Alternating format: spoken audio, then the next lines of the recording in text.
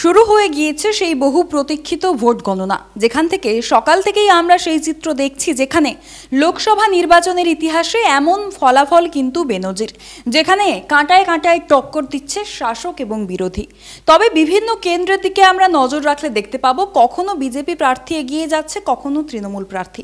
তবে বসিরহাটের ক্ষেত্রে যেন একই চিত্র আমরা সকাল থেকে দেখছি, পিছিয়ে রয়েছে রেখা পাত্র। এবার বেলা যত বাড়ছে ধৈর্য হারিয়েছে বিজেপি প্রার্থী রেখা পাত্র।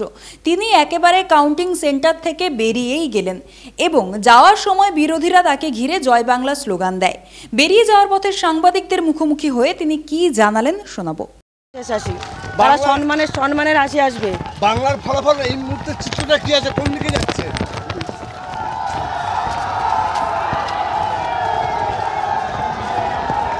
সেটা শেষ বলতে পারবে, আপনারা অপেক্ষা করুন, শেষই বলবে, সেটা শেষই বলবে, অপেক্ষা করুন।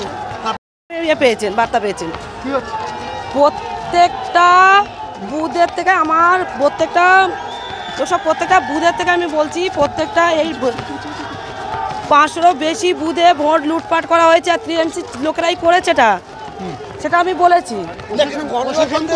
না, গণনা কেন্দ্রে যেটা হচ্ছে সেখানে সবাই আছে, এজেন্টরা দেখছে, আর তারা নিজের সততার সাথেই দেখছেন। দিদি বেরিয়ে যাচ্ছেন? না, একটু আর্জেন্ট পড়ে গেছে, 5-10 মিনিটে আবার দিচ্ছি। আবার ঢুকছেন? আপনি যেখানেই থাকুন কন্ট্রোল রুমে আসুন। কি বুঝছেন? প্রথম রাউন্ডে দেখবেন কি বলবেন?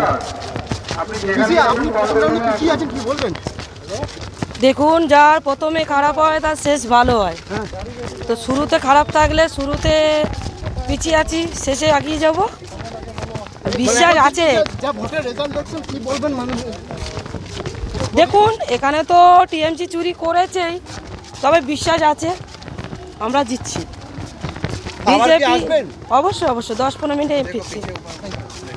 যেমনটা বললাম, সকাল থেকে কাউন্টিং সেন্টারে উপস্থিত ছিলেন তিনি, বলতে গেলে বসেই ছিলেন সেখানে। তবে বেলা যত বাড়ছে ফলাফল দেখে তিনি আর ধৈর্য ধরে রাখতে পারলেন না, একেবারে বেরিয়েই গেলেন। যাওয়ার পথে বিরোধীদের সম্মুখীন হয়েছেন তিনি, আর সাংবাদিকদের সম্মুখীন হয়ে তিনি জানিয়েছেন, এই অভিযোগ করেছেন যে ভোটটা সঠিকভাবে হয়নি, অর্থাৎ বিভিন্ন বুথে তৃণমূল অবৈধভাবে ভোট করেছে, এমনই অভিযোগ কিন্তু তাকে করতে দেখা গেল। তবে এইবার এই যে অধৈর্য হয়ে তিনি বেরিয়ে গেলেন, তিনি আশায় কিন্তু বুক বেঁধেছেন, কারণ তিনি মনে করছেন সকাল থেকেই যেহেতু একই চিত্র আমরা দেখছি যে তিনি পিছিয়ে রয়েছেন, তাই রেখা পাত্র এক্ষেত্রে জানিয়েছেন যে শুরুটা যার খারাপ হয় শেষটা ভালো হয়। অর্থাৎ তিনি এখনও আশা রেখেছেন যে বেলা যত বাড়বে, যত ভোট গণনা এগোবে, শেষের দিকে তিনি জয়লাভ করবেন। Bureau report, digital Khabrilal, Basirhat. Digital Khabrilal, খবর আপনাদের, নজর আমাদের।